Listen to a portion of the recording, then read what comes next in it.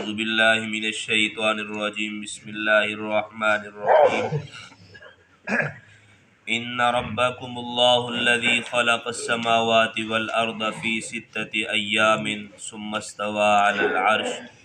یغشی اللیل النہار یطلبہ حثیثا والشمس والقمر والنجوم مسخرات بامرہ الا لہ الخلق والامر تبارک اللہ رب العالمین صدق اللہ العظیم الصلاۃ والسلام علیک یا سیدی یا رسول اللہ وعلی آلک واصحابک یا سیدی یا رحمت للعالمین۔ گزشتہ آیات کے اندر چونکہ قیامت کے احوال کا بڑی تفصیل سے تذکرہ ہوا، تو اس آیت مبارکہ سے اللہ تعالیٰ کی عظمت، قدرت، وحدانیت اور وقوع قیامت پر دلائل دیے گئے ہیں۔ اللہ تبارک و تعالیٰ نے ارشاد فرمایا ان ربکم اللہ الذی خلق السماوات والارض فی ستۃ ایام، بے شک تمہارا رب اللہ ہے جس نے آسمان اور زمین 6 دن میں بنائے، ثم استوى علی العرش، پھر عرش پر استوا فرمایا، یغشی اللیل النہار یطلبہ حثیثا والشمس والقمر والنجوم مسخرات بامرہ، پھر عرش پر اس نے استوا فرمایا جیسا اس کی شان کے لائق ہے، رات دن کو ایک دوسرے سے ڈھانپ دیتا ہے کہ ایک دوسرے کے پیچھے جلد جلد چلا آ رہا ہے، اور اس نے سورج اور چاند اور ستاروں کو بنایا اس حال میں کہ سب اس کے حکم کے پابند ہیں۔ الا لہ الخلق والامر، سن لو، پیدا کرنا اور تمام کاموں میں تصرف کرنا اسی کے لائق ہے۔ تبارک اللہ رب العالمین، اللہ بڑی برکت والا ہے جو سارے جہانوں کا رب ہے۔ اللہ عز و جل کی قدرت و وحدانیت کی دلیل آسمان و زمین کی تخلیق ہے کہ اللہ تعالیٰ نے آسمان اور زمین کو پیدا کیا اور 6 دن میں پیدا کیا، جیسا کہ اس آیت میں اور دیگر آیات میں فرمایا گیا۔ اگر آسمان و زمین ایک لمحے میں پیدا ہوتے تو کسی کو شبہ ہو سکتا تھا کہ یہ ایک اتفاقی حادثہ ہے، لیکن جب ان کی تخلیق ایک مخصوص مدت اور مخصوص طریقہ کار سے ہوئی تو معلوم ہوا کہ اس کو کسی نے وجود بخشا ہے۔ اور 6 دن میں تخلیق سے کیا مراد ہے؟ اس کے متعلق بعض نے فرمایا کہ 6 دن سے مراد 6 ادوار ہیں، اور اکثر نے فرمایا کہ دنیاوی اعتبار سے 6 دن کی مقدار بنتی ہے وہ مراد ہے۔ بہرحال جو بھی صورت ہو، اللہ تعالی ہر صورت پہ قادر ہے۔ اللہ تعالی قادر تھا کہ ایک لمحہ میں یا اس سے کم میں زمین و آسمان پیدا فرما دیتا، وہ اس بات پر بھی قادر ہے، لیکن اتنے عرصے میں ان کی پیدائش فرمانا بتقاضۂ حکمت ہے، اور اس میں بندوں کے لیے تعلیم ہے کہ بندے بھی اپنے کام میں جلدی نہ کیا کریں بلکہ آہستگی سے فرمائے کام کیا کریں۔ تو حضرت سہل بن ساعدی رضی اللہ تعالیٰ عنہ سے روایت ہے کہ جب انسان جلد بازی کرتا ہے، اس کے متعلق رحمت عالم صلی اللہ علیہ وسلم کا فرمان عالی شان، حضور پاک صلی اللہ علیہ وسلم نے ارشاد فرمایا کام میں جلد بازی نہ کرنا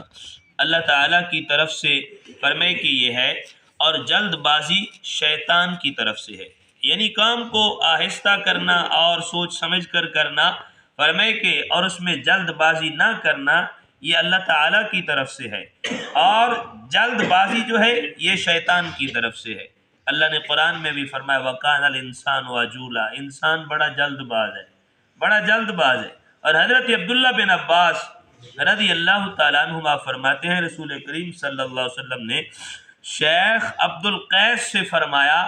تم میں 2 خصلتیں ایسی ہیں جو اللہ تعالیٰ کو محبوب ہیں۔ فرمایا وہ 2 خصلتیں کون سی ہیں جو اللہ کو بھی محبوب ہیں؟ فرمایا ایک بردباری اور دوسرا جلد بازی نہ کرنا۔ جلد بازی نہ کرنا، یہ 2 خصلتیں ایسی ہیں جو اللہ کو محبوب ہیں۔ اور اللہ تبارک و تعالی نے فرمایا کہ اللہ نے زمین و آسمان کو 6 دن میں پیدا کیا، ثم استوى علی العرش، پھر عرش پر جیسا اس کی شان کے لائق ہے فرمایا استوا فرمایا۔ استوا کا لغوی معنی تو یہ ہے کسی چیز کا کسی چیز سے بلند ہونا، کسی چیز کا کسی چیز پر بیٹھنا۔ فرمائے کہ لغوی معنی یہ ہے۔ یہاں آیت میں کیا مراد ہے اس کے بارے میں علماء کرام نے بہت مفصل کلام فرمایا۔ یہاں اعلیٰ حضرت رحمت اللہ تعالی علیہ کی ایک تصنیف کا فرمایا آپ کی روشنی میں ایک خلاصہ بیان کرتے ہیں جس سے اس آیت اور اس طرح کی جتنی بھی آیات ہیں اس کے بارے میں صحیح عقیدہ واضح ہو جائے۔ اعلیٰ حضرت رحمت اللہ تعالی علیہ فرماتے ہیں انسب یعنی سب سے زیادہ مناسب یہی ہے کہ آیات متشابہات سے ظاہراً سمجھ آنے والے معنی کو ایک مناسب و ملائم معنی کی طرف جو کہ محکمات سے مطابق اور محاورات کے موافق ہو اسے پھیر دیا جائے تاکہ فتنے اور گمراہی سے نجات پائیں۔ یہ مسلک بہت سے متاخرین علماء کا ہے کہ عوام کی حالت کے پیش نظر اسے اختیار کیا جائے، اسے مسلک تاویل کہتے ہیں۔ یہ علماء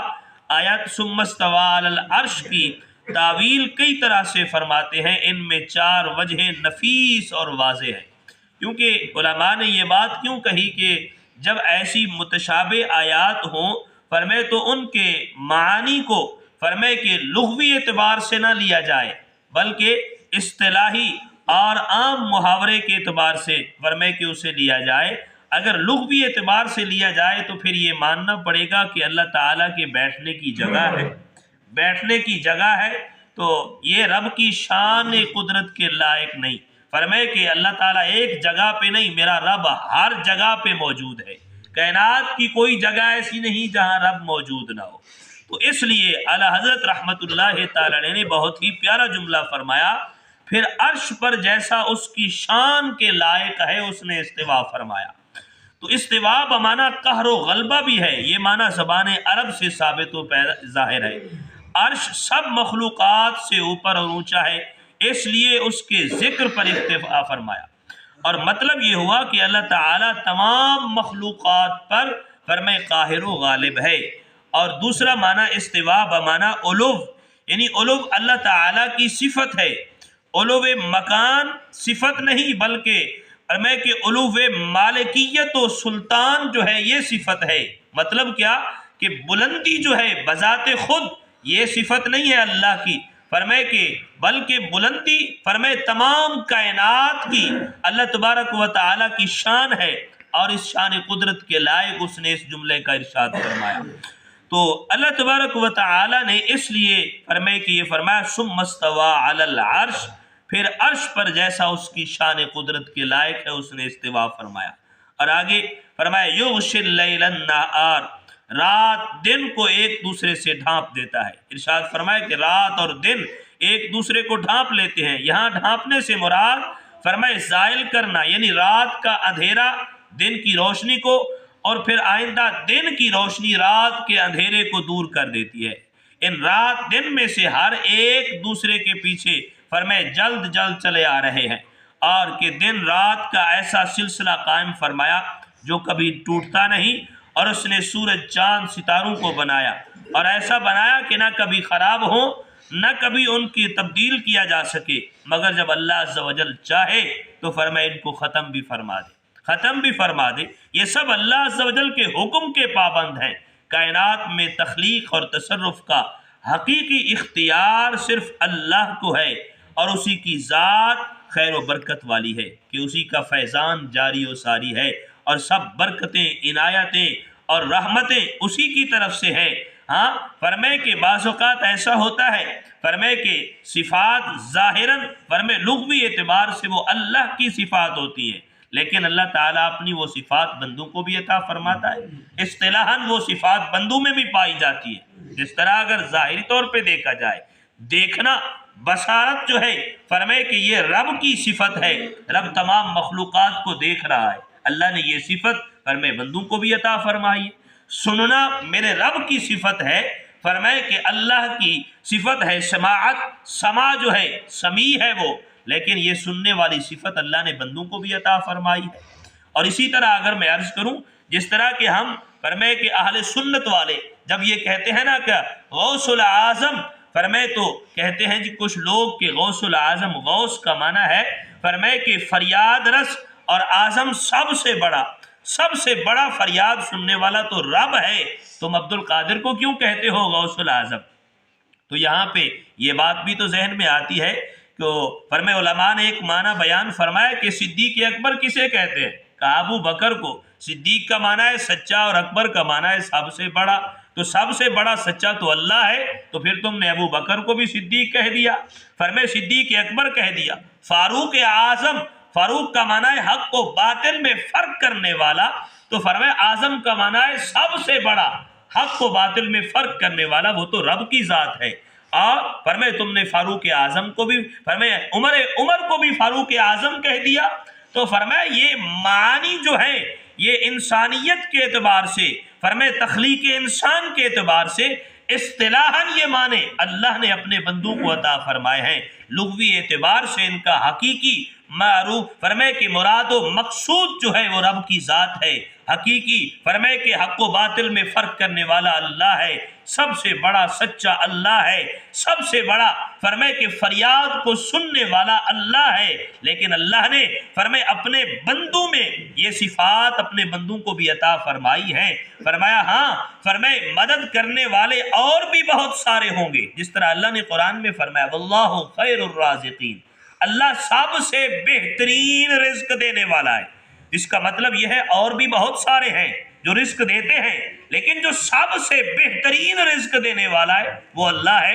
وہ اللہ ہے۔ تو اللہ نے اپنی صفات اپنے بندوں کو بھی عطا کی ہے۔ فرمائے یہاں پہ کوئی یہ نہیں کہہ سکتا فرمائے کہ یہ تم شرک کرتے ہو، یہ رزق، ہاں فرمائے کہ آج کسی کے پاس فرمائے کچھ نہ ہو تو کسی سے کوئی مانگنے چلا جائے تو اب یہ تو نہیں کہا جائے گا اس نے شرک کیا ہے، اب اللہ سے مانگنا چاہیے۔ اب کسی کے پاس کھانا نہیں ہے، فرمائے کہ ظاہراً وہ کسی سے مانگنے جائے یار مجھے کچھ گندم دے دے میرے بچے بھوکے ہیں، تو فرمائے آٹا دے دے میرے بچے بھوکے، اب اس کا مطلب یہ نہیں ہے کہ وہ شرک کر رہا ہے، وہ بندوں سے اللہ نے یہ وسیلہ دیا ہے دنیا میں مانگنے کا، فرمائے کہ میرے بندوں کے پاس جاؤ گے، فرمائے کہ یہ بھی میری بارگاہ سے تم لے رہے ہو، عطا کرنے والی ذات اللہ کی ہے۔ تو اللہ نے اپنی بہت ساری صفات اپنے بندوں کو بھی عطا فرمائی ہیں، تو اب یہ صفات جب بندوں میں پائی جائے تو اب کوئی یہ نہیں کہہ سکتا کہ یہ شرک ہے، یہ بدعت ہے۔ یہ صفات دینے والا بھی میرا اللہ ہے، قدرت و طاقت دینے والا بھی میرا اللہ ہے، اور اگر رب چاہے